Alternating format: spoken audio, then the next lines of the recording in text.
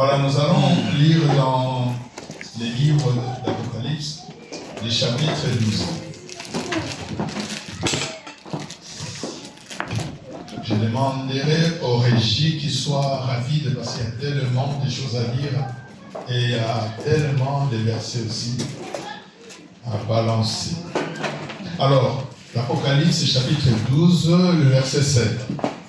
La Bible nous dit ceci. Il y a eu guerre dans les ciels. Michel et ses anges combattirent contre les dragons. Et les dragons et ses anges combattèrent, mais il ne fut pas le plus fort. Et leur place ne fut plus trouvée dans le ciel. Et il fit précipiter les grands dragons, le serpent ancien, appelé les diables et Satan. C'est lui qui séduit toute la terre. Il fut précipité sur la terre et ses anges firent précipiter avec lui. Alors là, je vais parler un peu de la jeunesse, ce qui s'est passé sur le plan spirituel. C'est que le Seigneur nous a révélé dans ces révélations que Jean a vues et Jean l'a écrit, il y a eu guerre dans les ciels. Pour la première fois, le mot guerre est prononcé. Ce n'était pas dans le monde. Oui, en ce moment de perturbation, il y a des guerres. Il y a des guerres. Et il y aura des guerres. Jésus l'a prédit à son époque, une nation se lèvera contre une nation. Amen. Mais là, il y a eu guerre dans le ciel. C'était dans le ciel. C'était spirituel. Et pourquoi la guerre? On ne va pas nous terminer par là, tout simplement parce que les diables. Il n'a pas commis l'adultère, il n'a pas volé. Mais le vrai problème du diable dans les ciels, devant le trône, lorsqu'il voyait Dieu, il était venu jaloux. L'orgueil. Il était devenu orgueilleux. Il voulait se ressembler à Dieu. Et Dieu a vu cela. Ça ne peut pas se faire. Et l'archange Michael, s'est levé. Il y a eu guerre entre les camps du diable, Satan, les dragons, les serpents anciens. Et l'archange Michel avec des anges qui étaient de son côté. Il y a eu guerre. Vous imaginez? Continuez à lire à la maison. À tel point que les dragons anciens furent précipités sur la terre. On l'a jeté. Donc les camps de Dieu ont gagné ce combat, cette guerre. Et la Bible, je vais lire le verset 12.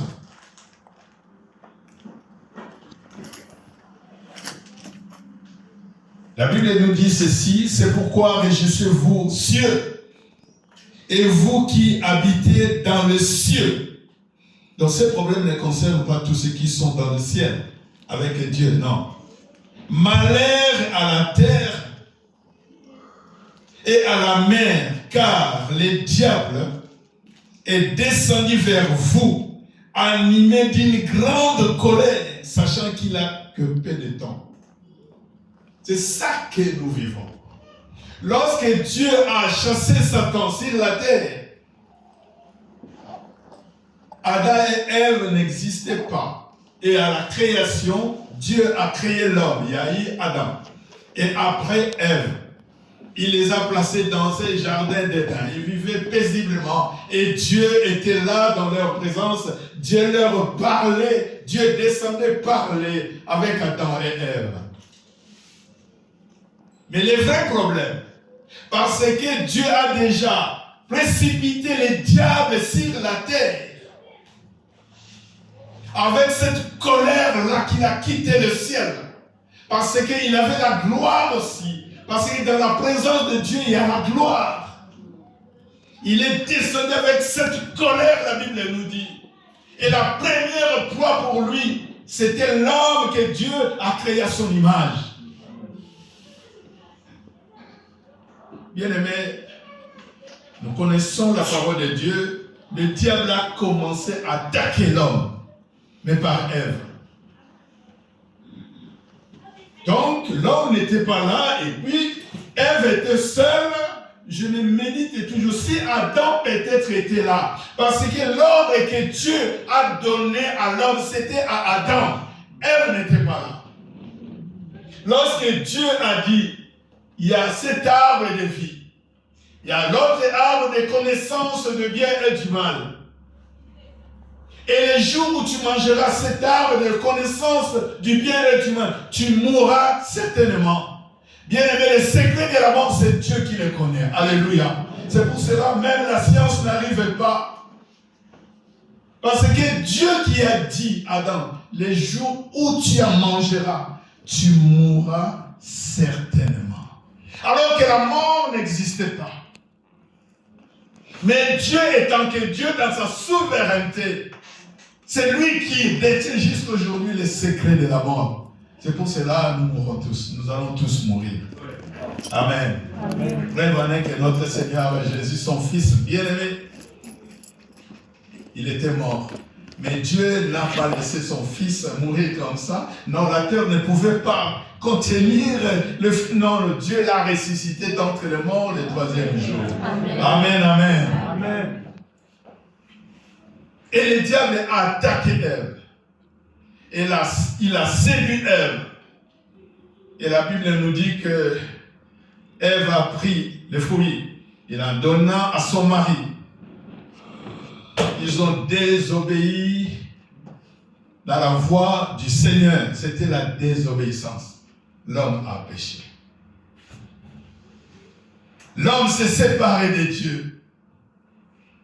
Cette parole que Dieu a dit, les jours où tu mangeras, tu mourras certainement. C'était la mort spirituelle. Dieu ne pouvait pas s'approcher de l'homme. L'homme était mort spirituellement. Bien-aimé dans le Seigneur. Toute personne qui ne connaisse pas Jésus, il est mort spirituellement. Peu importe son état, peu importe ce qu'il est, toute personne sur la terre qui ne connaît pas Jésus est mort spirituellement. Amen, amen. Amen. Et la première personne qui était morte physiquement, c'était Abel.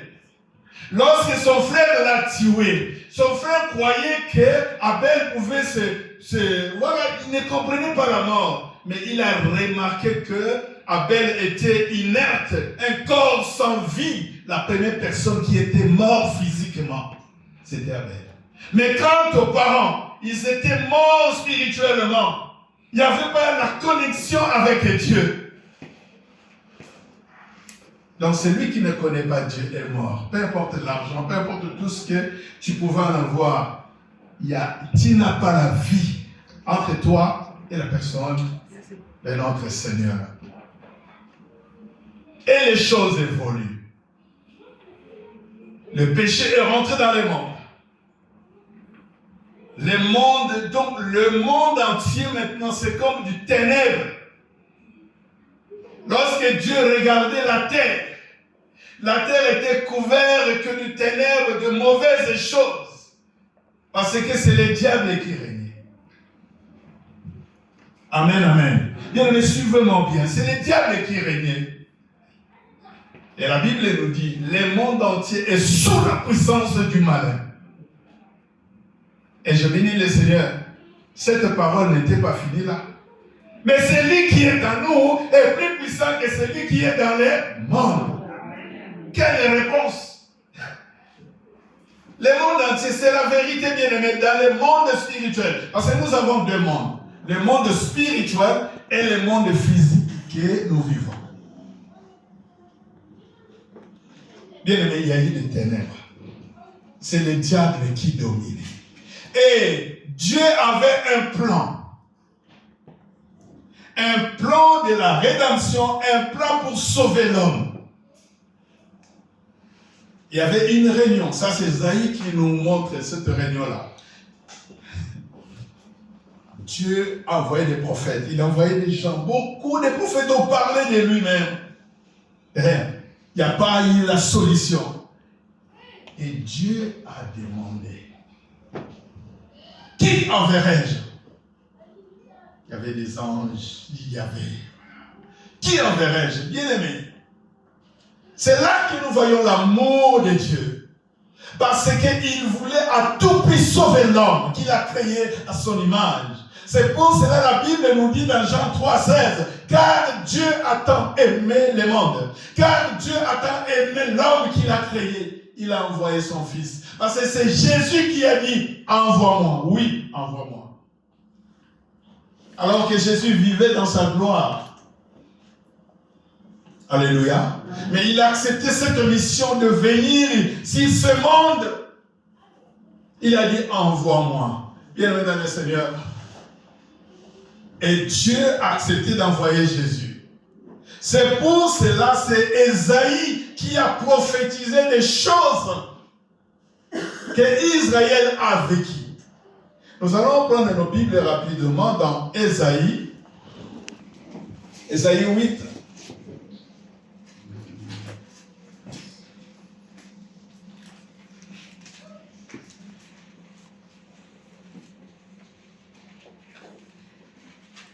Ésaïe 8, le verset 25. La Bible nous dit ceci. Mais les ténèbres ne régneront pas toujours sur la terre, là où il y a maintenant des angoisses. Et ce verset continue. Mais les ténèbres ne régneront pas toujours, parce que les ténèbres régnaient déjà sur la terre. Parce que le diable est descendu sur la terre. Là où il y a maintenant des angoisses. Si les temps passés ont couvert le l'opprobre, donc la honte, le pays des Zabulon et le pays de Nephtali, les temps à venir couvriront de gloire et la contrée voisine de la mer au-delà du Jourdain, les territoires des gentils. Là, Dieu maintenant, il est en train de préparer le salut. Alléluia. Oui, Dieu, il est en train de préparer le salut. Nous allons lire dans Ésaïe toujours, chapitre 7, le verset 14. Nous sommes toujours là. Et par la bouche de son serviteur, le prophète Ésaïe, il est écrit ceci. Et pourquoi le Seigneur lui-même vous donnera un signe? Voici la jeune fille deviendra enceinte. Elle enfantera un fils. Elle lui donnera le nom d'Emmanuel. Amen. Amen, amen. Amen. Emmanuel, qui signifie Dieu avec les hommes. Emmanuel signifie Dieu avec les hommes. Donc, en fait, Dieu commençait déjà par cette prophétie, parce que Jésus déjà accepté. Envoie-moi, Père, je vais aller. Mais comment Jésus pouvait venir ici pour nous sauver? Ça, c'est le miracle de l'incarnation. Dieu a quitté son trône pour venir nous sauver. Bien-aimé, Jésus nous aime. Alléluia. Et la Bible nous dit que Dieu a expliqué. Vous allez voir un signe. Jusqu'aujourd'hui, avec tout ce qui se passe, il y a en Israël, d'autres Juifs, ils attendent toujours. Ils attendent la consolation d'Israël. Ils attendent avec tout ce qui se passe ici. Donc, leurs convictions deviennent encore très profondes. Ils attendent toujours. Parce que pour eux, le Messie sera là pour les sauver, pour les libérer. Leur Messie sera là. De celui que Dieu a prédit sera là pour eux. Mais comment nous vivons toutes ces choses? Ils n'ont pas compris une réalité. C'est pour cela, dans Jean, la Bible nous dit, il est venu chez les siens. Les siens ne l'ont pas reçu. Mais à tous ceux qui l'ont reçu, il a donné le pouvoir de devenir enfants de Dieu. Et ils attendent Jésus, mais Jésus était déjà là. Ils n'ont pas cru à la personne de Jésus. Nous allons continuer, nous allons lire ces versets dans Luc. Prenons Luc. Nous parlons de la naissance de Christ. Hein? On peut lire aussi Ésaïe, la naissance de Christ. Luc 1, versets 26 à 31. Nous sommes toujours à la naissance de notre Seigneur Jésus. Luc 1, 26 à 31. C'est que Ésaïe a prophétisé.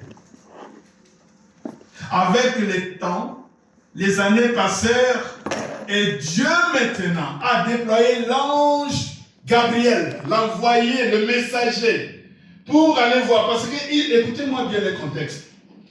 Israël, ils attendaient le consolateur, le Messie, pour les sauver. Ils attendaient. Vous savez, à cette époque-là, chaque famille se préparait. Parce que chacun les disait, peut-être dans ma famille, ça sera cette vierge-là. Chaque parent préparait leur fille. Et ils croyaient que ce sont des choses physiques. Embellir leur fille. Ceux qui avaient l'argent. Donc ils font de belles robes dans leur fille, passer dans leur tête. Peut-être ça sera ma fille. Bien aimé, c'était sérieux. Une vierge. Donc c'était ce que Ésaïe a prophétisé. Et il croyait au prophète. Et le Seigneur l'a accompli avec une vierge. La Bible nous dit qu'au 6e mois, l'ange Gabriel fut envoyé par Dieu dans une ville de Galilée appelée Nazareth, oui, 27. Après, auprès d'une vierge fiancée à un homme de la maison de David, nommé Joseph. Le nom de la vierge était Marie. Ça, ce sont que des rappels parce qu'on connaît. Peut-être au milieu de nous, on a eu des catéchismes à l'époque. Voilà. On continue, verset 28. L'ange entra chez elle et dit, je te salue, toi à qui une grâce a été faite. Bien aimé, monte à la parole de Dieu, il faut les suivre. Toi à qui une grâce a été faite. Ce n'est pas je vous salue Marie pleine de grâce. Ce n'est pas le plein de grâce là. Donc il y a une grâce a été faite pour elle. Et le Seigneur est avec toi. Alléluia. Oui, on continue cette pensée. Troublé par cette parole, Marie s'est demandé ce que pouvait signifier une telle salutation. Elle était bouleversée, mais attends. La personne que je ne connais pas, que cette personne-là puisse me dire de telles choses. Oui, on continue. L'ange lui dit, ne crains point Marie, car tu as trouvé grâce devant Dieu. Bien aimé. C'était une prophétie, la Vierge. Une Vierge, on n'a pas cité le nom de Marie. Mais comme cela s'est accompli, donc Marie a trouvé grâce devant Dieu. Bien aimés, nous sommes tous sauvés par la grâce. Alléluia. Amen. Mais il y a des grâces, Dieu fait grâce à qui il veut. Ça, c'est une autre chose. N'a rien à voir avec la grâce du salut que nous sommes tous sauvés. Que ce soit homme et femme, la même grâce du salut. Mais là, c'est là que nous lisons, Dieu fait grâce à qui il veut. Donc Dieu a fait grâce à cette femme Marie parce que Dieu l'a voulu. C'est pour cela souvent, j'ai prié, j'ai gêné, on était parti chercher le travail, moi je n'ai pas compris, moi on n'a pas pris, on l'a pris l'autre. Mais c'est sa grâce. Amen. Amen, amen. Ce n'est pas parce que tu es mauvais ou mauvaise, non. La grâce de Dieu. On continue. Et voici, tu deviendras enceinte. Ce sont des paroles qu'Ésaïe a déjà prophétisées. Tu deviendras enceinte et tu enfanteras un fils, l'incarnation, et tu lui donneras le nom de Jésus. Bien aimé, je vais recommencer. Et voici, tu deviendras enceinte et tu enfanteras un fils. Et tu lui donneras le nom de Jésus. Le nom de Jésus est plus haut que tous les noms. Et ce matin, je vais parler de Jésus. Je vais parler des noms de Jésus. Ce nom-là vient du ciel. Alléluia. Le nom de Jésus ne vient pas des hommes. Le nom de Jésus vient du ciel, qui signifie sauveur. Jésus signifie sauveur. Donc Dieu a envoyé. Dieu voulait maintenant son fils, parce qu'il a dit déjà oui, amen, envoie-moi Père, je vais aller. Il avait une mission de sauver l'humanité.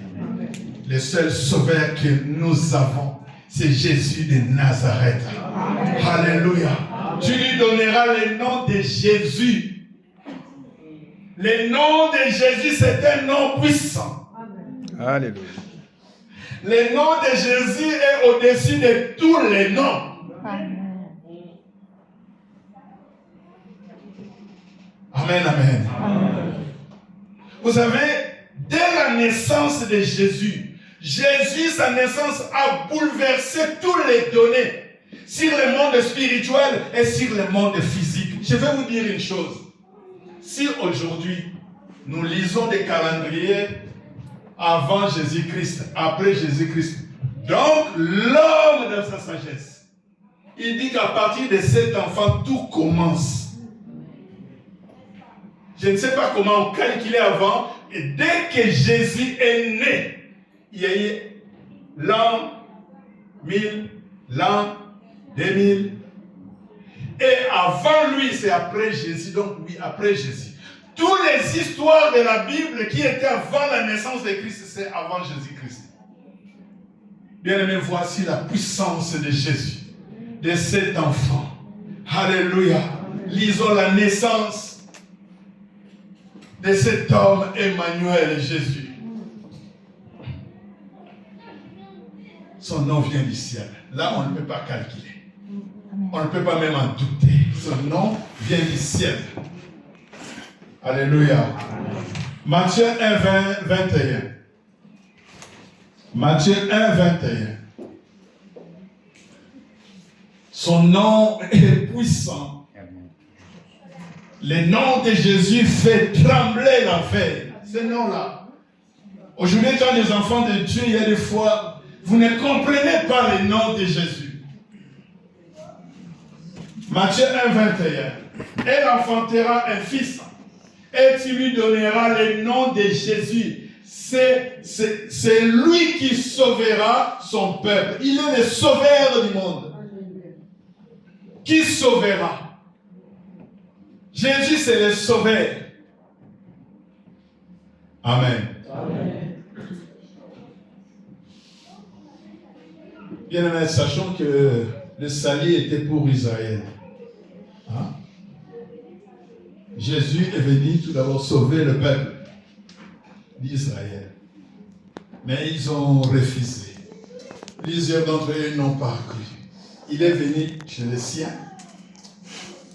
Il y a eu des problèmes qui se disent non, mais c'est passé Israël. Jusqu'aujourd'hui, ceux qui n'ont pas cru croient qu'un Messie leur sauveur, on dirait il sera comme Goliath, un homme avec la gabarit, tout ça. Non. Lorsqu'on leur explique que Jésus est né là où il est né, de la manière où il est né, ils ne croient pas jusqu'à aujourd'hui. Mais Christ est déjà venu. Amen. Bien-aimé dans le Seigneur, le nom de Jésus, c'est lui qui sauvera son peuple. Le nom de Jésus est tellement puissant, ce nom-là fait trembler le monde spirituel. Je vous dis qu'il y a le monde physique et le monde spirituel. Là, il y a 3 mois, 6 et 4 mois. Oh, j'étais très ravi. C'était le ancien président Sarkozy. On lui posait des questions, ce qui concerne Jésus. Mais il a évangélisé. Je ne sais pas si vous l'avez lu. Vous avez vu ça? Oui. Sarkozy a reconnu ce Jésus-là. Amen. Il a reconnu. D'après lui, c'est Jésus-là. Donc il était né, on parlait de Jésus, et ce Jésus-là n'a pas changé. Jusqu'aujourd'hui. Il est le même hier, aujourd'hui et éternellement. Inzulukable, comme on dit à l'Iran. Donc Christ n'a pas changé. Jésus ne changera pas. L'homme change. Nous changeons. Il y a des attitudes. Hier, on était comme ça. Aujourd'hui, comme ça. Hier, non. Jésus ne change pas. Ses compassions, son amour est toujours le même. Alléluia. Oui, Jésus n'a pas changé. Son nom est tellement grand. Et Jésus a grandi dans la grâce devant les hommes et devant Dieu. Et la Bible nous dit, ce petit enfant, il était remarqué. Tout le monde, lorsqu'ils ont vu Jésus, lorsqu'ils voyaient Jésus, ils voyaient qu'il y a quelque chose dans la vie de cet enfant. Vous imaginez, à l'âge de 12 ans, Jésus, ils étaient à Jérusalem dans cette fête-là, mais lui, il est resté. Pas resté avec ses parents, avec la joie, là, il chantait, il rentrait. Jésus est resté à Jérusalem, dans les temples, 12 ans. Et la Bible nous dit que Jésus était là, l'enfant de 12 ans. Il posait des questions terribles. Et les gens répondaient à Jésus. Et les parents ont compris que, où est notre fils? Où est Jésus? Est-ce que vous n'avez pas vu Jésus? Est-ce que vous n'avez pas vu Emmanuel? C'était un peu compliqué, troublé. Il dit, non, il faut qu'on rentre 3 jours de marche. Et lorsqu'ils sont revenus à Jérusalem, ils rentrent dans les temples. Ils ont vu leur enfant. Ils étaient troublés avec des personnes âgées. Et Jésus, il a dit, mais attends, pourquoi vous me cherchez? Laisse-moi, je suis en train de m'occuper des affaires de mon père. 12 ans. Amen, amen. Bien, mais Jésus n'est pas n'importe qui. Il avait des signes qui ne mentent pas. Dans sa vie, il a marqué des signes.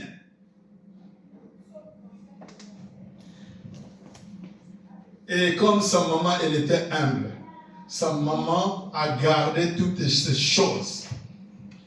Avant qu'il puisse avoir, qu'elle soit enceinte, elle gardait toutes ses promesses. Jésus, elle est en train de croître. Elle avait tout ça dans sa tête, Marie. La personne qui connaissait mieux son fils, c'était Marie.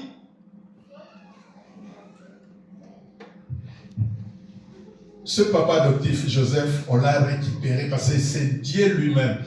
Il y a des sages, hein? Sa fiancée, qu'il n'a pas connue, devait enceinte. Oh! Ah non, non, non. Je suis pour rien. Si c'était à notre époque, tribunal, non? Il dit non, non, non, non, non. Il fallait que les parents, les 2 familles se réunissent. Il dit non, non, non, non, non, non. Il faut qu'on puisse se rompre secrètement. Beaucoup de personnes, ils ont déjà rompu secrètement avec Jésus. Vous les voyez, mais il n'est plus avec vous. Ils ont rompu secrètement déjà. Peut-être c'est ton cas. Tu viens à l'église, mais secrètement tu as déjà rompu. Et Joseph l'a fait, mais Dieu a envoyé un ange Gabriel pour lui dire, prends Marie comme ta femme. Ne t'occupe pas de cet enfant. Il a expliqué. Ah, j'ai compris. Il est revenu chez sa fiancée pour qu'il puisse aider sa femme et tout ça. Il savait. Mais la personne la mieux préparée, c'était la maman. Elle a gardé beaucoup de choses. Et la Bible nous dit qu'elle les gardait dans son cœur. Amen. Maman, protégez vos enfants. Toutes les choses de vos enfants, de vos filles, ce n'est pas à parler, ce n'est pas à dire dehors. Alléluia. Toi, tu dis des choses de ta fille, alors qu'elle ne dit pas des choses de sa fille. Sa maman même, elle m'a dit, en tout cas, cette fille-là, vous les voyez comme ça, mais vous ne les connaissez pas. Mais non, maman, garde ta fille, garde ton enfant. Amen, amen. Marie a gardé tous ces secrets de son enfant. Les noms de Jésus. Jésus avait commencé son ministère à l'âge de 30 ans. Il a fait que 3 ans dans son ministère, mais il a impacté le monde. Alléluia. Alléluia. Et sa renommée s'est répandue parce que dans son ministère, Jésus, il a guéri les malades. Les lépreux sont purifiés. Les boiteux ont marché. Amen. Il a ressuscité des morts. Bien, mais Jésus, c'est Jésus. Lorsque nous adorons Jésus, nous avons le droit de l'adorer. Lorsque nous louons notre Seigneur, nous avons le droit de le louer. Amen. Alléluia. Bien-aimé, Jésus a accompli des miracles par le Saint-Esprit. Beaucoup de choses qui s'est manifestées. Ah, j'aime Jésus. Et un jour comme ça, Jésus dit à ses disciples, et cette parole est pour nous. Lorsque nous lisons les évangiles, c'est la vie de Jésus-Christ qui est notre maître. C'est là que tout est relaté de la vie de Jésus. Et la Bible nous dit, voici le miracle qui accompagneront ceux qui auront cru à mon nom. Est-ce qu'il y a quelqu'un dans la salle? Voici le miracle. Le miracle, ce sont des choses qu'on ne peut pas expliquer. Ce sont des choses inexplicables, un miracle. Et Jésus dira, voici le miracle qui accompagneront. Ça va les accompagner. Ils les feront comme moi. Tous ceux qui croient à mon nom. À mon nom. Je parle des noms de Jésus. Amen. Bien-aimé, les noms de Jésus créent des miracles. Alléluia. Amen. Les noms de Jésus. À mon nom. Jésus commença à énumérer. À mon nom, ils chasseront les démons. Et cette parole n'est pas aux pasteurs, n'est pas aux apôtres, n'est pas aux docteurs, aux évangélistes. Cette parole est pour les enfants de Dieu, tous ceux qui croiront à son nom. Bien, mais tu as l'autorité de chasser les démons. Ah oui, je crois qu'on devrait proclamer parce que tu as l'autorité de chasser les démons dans le nom de Jésus. Tu as la puissance de chasser les démons dans le nom de Jésus. Bien-aimé, les noms de Jésus. C'est là où réside toute la force, toute la puissance de Dieu, les noms de Jésus. Malheur en est qu'aujourd'hui à l'église, nous prenons les noms de Jésus comme Pierre, je ne sais pas, comme je ne sais pas, parce qu'aujourd'hui il y a des noms, les gens adorent des noms, des Bouddha, tout ça, mais je vais vous dire une chose. Tous ces noms-là, tous ces gens-là, leurs ossements existent aujourd'hui. Mais la seule personne qui est ressuscitée d'entre les morts, dans laquelle les tombeaux est vide aujourd'hui, c'est Jésus de Nazareth. Allez à Jérusalem, tu vas certifier la parole de Dieu. Les tombeaux est vide. Les noms de Jésus. Les noms de Jésus. Ça donne la force.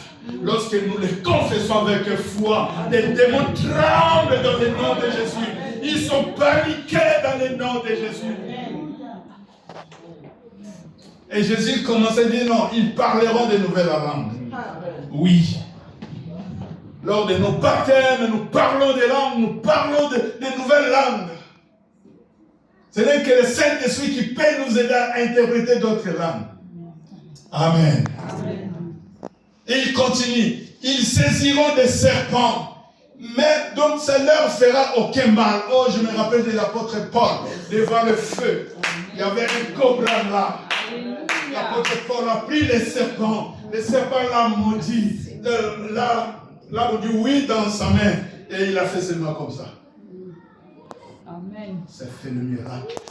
Les gens croyaient que c'est lui qui a la malédiction. C'est pour cela tous ces problèmes dans le bateau. C'est pour ça que le bateau est coursé lui. Mais le serpent l'a maudit, il a fait seulement comme ça.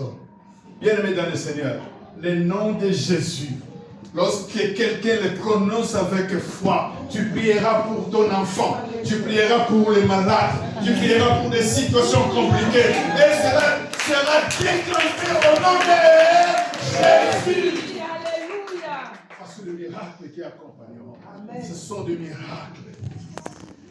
Et ne prenez pas les noms de Jésus en vain. Oh Seigneur, La Bible nous parle des 7 fils de Sheva. Ils ont vu comment l'apôtre chassait les démons. Et ils voulaient essayer. Ils ont vu un démoniaque, ils voulaient essayer. Les démoniaques, les esprits mauvais. Ils ont dit, mais attends, qui êtes-vous? Nous, on connaît Jésus. On connaît Paul, mais vous, qui êtes-vous? Mais lisons la parole de Dieu. Les esprits ont poursuivi ces fils-là. Amen. Ils ont pris fuite. Ils sont restés nus. Pris fuite. Donc, cela veut dire, ne prenez pas le nom de Jésus en vain. Tu n'as pas Jésus. Tu oses faire tes choses là, dans son nom. Tu seras confondu. Alléluia. Lorsque nous parlons du nom de Jésus avec foi. Alléluia. Et Jésus a ajouté, ils imposeront le main aux malades et les malades seront guéris. Les mains aux malades. Amen. Souvent dans nos églises aujourd'hui, nous avons peur de prier pour les malades. On a peur de prier pour les malades. Ah, peut-être ne va pas guérir, ce n'est pas ton problème. Si c'est la volonté de Dieu, il sera guéri parce que nous avons prié dans le nom de Jésus. Amen. Mais si ce n'est pas la volonté de Dieu, ce n'est pas nos problèmes. Alléluia. Amen. Et j'aime cette parole. S'ils boivent quelques breuvages, aujourd'hui, il y a tellement de poisons, sauf chez nous, des poisons, des poisons. Mais nous avons des témoignages de frères, de sœurs, ils ont essayé d'empoisonner. Mais le Seigneur est là, et jusqu'aujourd'hui, nos frères et sœurs sont en vie. Le poison n'a pas poussé. Alléluia. S'ils boivent quelques breuvages mortels, ça ne leur fera aucun mal. Le nom de Jésus protège. C'est le nom d'un vainqueur. C'est lui, c'est le lion de la tribu de Juda. Imagine un lion lorsqu'il se lève, lorsqu'il régit le monde est calme parce que tous les animaux, les petits animaux, c'était le nom de Jésus. Alléluia. Bien aimé, le nom de Jésus restaure nos âmes. Le nom de Jésus restaure, frère. Le nom de Jésus libère. N'est-ce pas, Jésus a dit, si le Fils vous a affranchi, vous serez réellement libre. Pas à moitié libre, mais réellement libre. Bien aimé, réellement libre. Moi, je ne comprends pas aujourd'hui qu'est-ce qui se passe. Des affermissements sur affermissements. Affermissement sur affermissement. Mais non, nous, à l'époque, ce n'était pas comme ça. Je me rappelle que le jour où on m'a prêché l'évangile, j'étais touché, j'ai commencé à pleurer. Moi qui aimais fumer, je fumais à l'âge de 13 ans, bien aimé. Et j'ai encore des cicatrices, ça ne parle plus. J'ai trouvé des dentistes. Ils ont nettoyé ici. C'est resté parce que j'étais fumé. Je me réveillais 3h du matin pour aller acheter tout ça. Mais les jours où j'acceptais Jésus. Amen. Alléluia. Non, les jours où j'acceptais Jésus, Jésus m'a changé. Donc, libéré du tabagisme. Et jusqu'aujourd'hui, je ne connais plus les goûts. Un secret, j'oublie que j'ai fumé. En fait, à moi, il n'existe pas que j'ai fumé. Comme c'est un témoignage, ça revient. C'est pour cela que je devais être tendre à ceux qui fument encore. Parce que moi aussi, j'ai fumé. Amen. Alléluia. Amen. Parce qu'aujourd'hui, il y a des frères. Et ils croient qu'ils sont des justiciers maintenant pour vraiment... Non, ma soeur, doucement, doucement. La grâce est là. Amen. Amen. Comme j'ai dit, ne négligez pas quelqu'un. Bien-aimé le Seigneur, le nom de Jésus libère. Le nom de Jésus brise les forteresses de l'ennemi. Amen. Le nom de Jésus brise les forteresses de la famille. Il y a d'autres familles qui sont dévouées déjà à l'ennemi. Il naît dans la malédiction familiale. Il n'y a personne qui réussit dans leur famille. Amen. Mais le nom de Jésus, bien-aimé, libère toutes ces emprises de l'ennemi. Le nom de Jésus est puissant. J'aime cette parole lorsqu'il y a des délivrances. Par le nom de Jésus, par le nom de Jésus, Dieu donne la victoire. Bien, mais ce n'est que par le nom de Jésus. Lorsque nous confessons le nom de Jésus avec foi, le nom de Jésus change toutes les choses, change tous les paramètres. Le nom de Jésus étouffe même les réseaux de l'ennemi. Amen, Seigneur. Amen. Amen. Ah, le nom de Jésus-Christ. Vous savez que le nom de Jésus dérange. Les sorciers de ta famille. Parce que tu pries dans le nom de Jésus. Ils sont dérangés. Vous savez que les francs-maçons, ils sont dérangés. Dans leur loge, il est interdit de prononcer le nom de Jésus. Tu n'as pas droit. Amen, amen. Amen. Les occultistes là, ils ne permettent même pas qu'on puisse parler de Jésus. C'est comme un feu rouge qui clignote lorsque tu prononces le nom de Jésus. Les magiciens n'en parlons pas. Les sorciers n'en parlons pas, les sorciers. Vous savez ce qui est dit ça dans le nom de Jésus? Moi j'aime Jésus.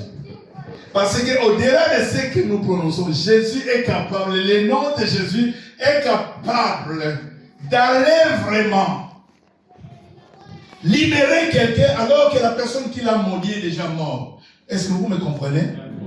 Chez nous, des Africains, si quelqu'un t'a maudit, il est mort, c'est fini pour toi.